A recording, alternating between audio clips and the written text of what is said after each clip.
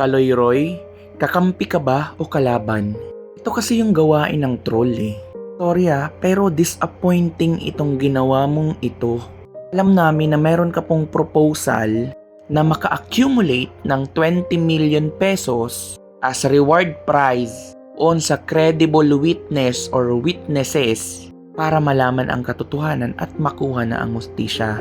In nature, ang ganda niya naman, lalo na kapag pinakikinggan. Pero nung na-reject ka, bakit bigla kang nag-share ng ganito? Rovelyn Baterbonia for Talakugon Mayor 2028? Gawain po ito ng troll. Napababa mo rin po ang credibility ng mga sumusuporta, sumisigaw para sa hustisya. Kasi iisipin nila, hala bakit ganito na yung isinisigaw? Ayokong maging ganyan, ayokong sumigaw ng ganyan. Pag na nga lang sumuporta, isipin ng mga tao, may ibang intensyon o pinopunterya ang nanay ni Rene Baterbonia. May recent post din po siya na di ko maintindihan kung bakit dadaan pa ako sa LGU Talakugon kung i-discuss ko lang naman kay Rovelyn Baterbonia yung project. Unang-una po, may abogado po siya.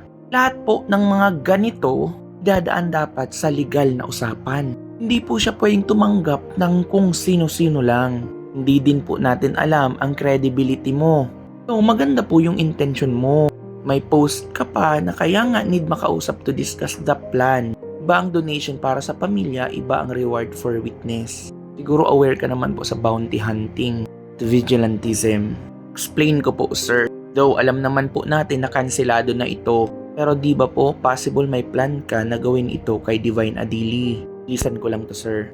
Para din po sa lahat ng mga makakapanood nito. Ang inisyatibo mo po na maglunsad ng crowdfunding o donation link para makaipon ng 20 million na pabuya o reward para sa credible witness sa kaso po ni Rene Baterbonia, okay naman siya. Kaso lang po, napakarami rin nitong legal, administratibo at safety risks. Kaya naman tama lamang po ang naging hakbang ng lokal na pamahalaan or LGU ng Talakugon na maglabas ng opisyal na paalala at hilingin ang pagpigil sa mga ganitong unverified fundraising. Una po, mga legal na kaso na maaaring kaharapin or legal risk.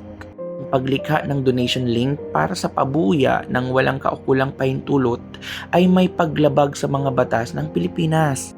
Though possible, ma-advisean ka rin po nito, pero mas okay na kasi na bago ka gumawa nito, alam mo na po talaga ito. Kasi nga may sinabi ka na gusto mo na agad siyang i-discuss sa pamilya. Well, kung alam mo na po ito, good to know. Pero explain ko pa rin para po alam ng publiko. Pag po kasi nagdire-diretso lang, maaari pong magkaroon ng paglabag sa Solicitation Permit Law or Presidential Decree 1564. Sa ilalim ng Solicitation Permit Law, ang sinumang tao, grupo o organisasyon na nagnanais na manghingi ng pondo o donasyon publiko kahit para sa kawang gawa o hustisya ay obligadong kumuha ng permit mula sa Department of Social Welfare and Development o DSWD o sa lokal na pamahalaan. Ang paglikha ng donation link ng walang permit ay itinuturing na illegal solicitation.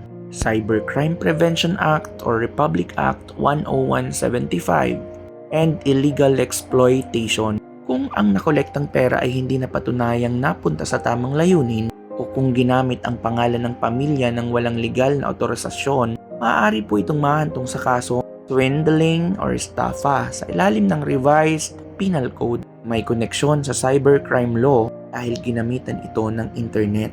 Baterbonia case versus interaction. Binigyang diin ng LGU na ang paggawa ng nilalaman na nag-iiwan ng impresyon na sila ay nanghihingi ng pinansyal na tulong ang pamilya ay isa sa ilalim sa verifikasyon at investigasyon ng otoridad. Bakit tamang dumaan at kontrolin ito ng LGU at pamilya? Ayon sa opisyal na pahayag ng LGU Talakugon na may pahintulot ng pamilya, higpit silang nakiusap na iwasan ang mga vlogs o posts na nagbibigay ng impresyon na nanghihingi sila ng pera. Ang pamilya ay kasalukuyang nagdadalamhati at ang mga ganitong inisyatibo ay madalas nagagamit ng mga content creators para sa clout o pansariling interest or exploitation. Kredibilidad ng impormasyon. Upang maiwasan ang maling impormasyon or misinformation, Tanging ang mga otorisadong kinatawan lamang ng pamilya ang may karapatang maglabas ng opisyal na update ukol sa takbo ng kaso. Dapat ba o hindi dapat mag-announce na may reward? O sa kriminal at investigasyon, may dalawang panig ang pag-aanunsyo ng pabuya. Mabuting epekto.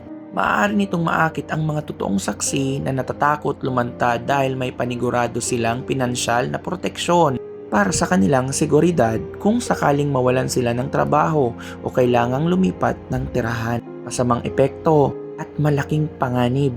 Napakalaking halaga, 20 million pesos, ay nag-iimbita ng mga peking testigo or false witnesses. Dahil sa silaw sa salapi, maraming tao ang maaaring mag-imbento ng kwento o peking ebidensya na lalong magpapagulo, magpapabagal at sisira sa integridad ng opisyal na investigasyon ng mga pulis. Mga seryosong risk at bagay na dapat isaalang-alang sa pabuya o reward system. Kung magpapakawala ng pabuya, kailangang masagot ang mga sumusunod na komplikadong tanong. Una, sino ang magpapasya kung credible ang testigo? Hindi pwedeng ang vlogger, publiko o social media ang magpasya kung sino ang bibigyan ng pera. Actually, dapat po tapos muna yung pinakakaso at talagang legit na tao yung nakausap nyo. Nagbigay ng credible na testamento. Usapan din dapat bago tanggapin ang pera, tapos na ang kaso. Ang korte at ang mga investigador lamang ng pamahalan kasi ang makakapagsabi kung ang pahayag ng isang saksi ay may bigat sa batas. Security at witness protection. Pag inanunsyo sa publiko na may testigo, nanganganib ang buhay nito.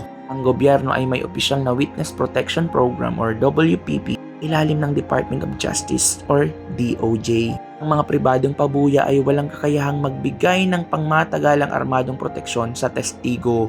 Saan mapupunta ang pera kung walang lumitaw? Kung ang nakolektang 20 million pesos mula sa donasyon ng publiko ay walang napagsabihan or walang qualified na testigo, saan ito mapupunta?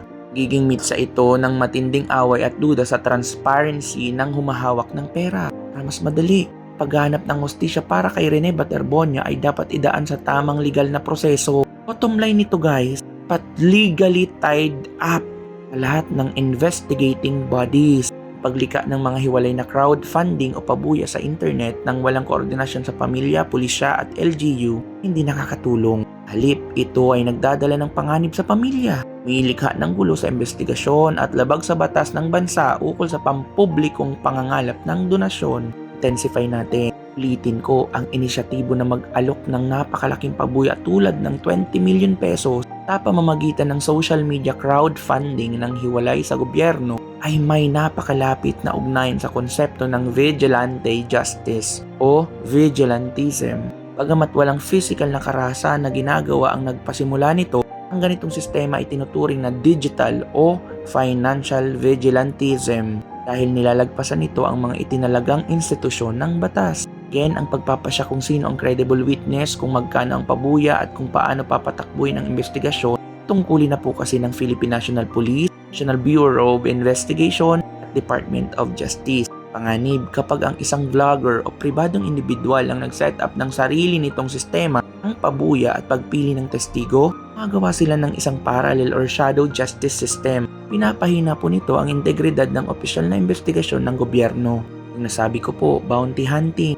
Pag-anunsyo ng milyon-milyong piso sa publiko ay nagpapasikla ng tinatawag na bounty hunting na isang anyo ng vigilantism. Trial by publicity bilang anyo ng vigilantism. Ang vigilantism ay hindi lang physical na pananakit. Modernong panahon, ito ay madalas na cyber vigilantism o mob justice gamit ang internet. Ito yung ugnayan at ang panganib, basahin nyo na lang. Kawalan ng accountability. Ang mga opisyal ng batas ay may pananagutan sa ilalim ng Anti-Graft and Corrupt Practices Act. Iba pang batas kapag sila ay nagkamali o nag-abuso sa investigasyon. Finally, ang pabuya po na walang koordinasyon sa batas ay tinuturing na pribadong pakikialam o interference. Maaaring makasira sa kaso habang ang pabuyang kaakibat ng otoridad ay isang legal na tulong or assistance sa pagkamit ng hustisya. Sa mga witness, magkusa ka na lang. Kailangan mo pa talaga ng pabuya. Dapat ba bilhin sa iyo ang katotohanan? Tulong mo na lang para mas magaan.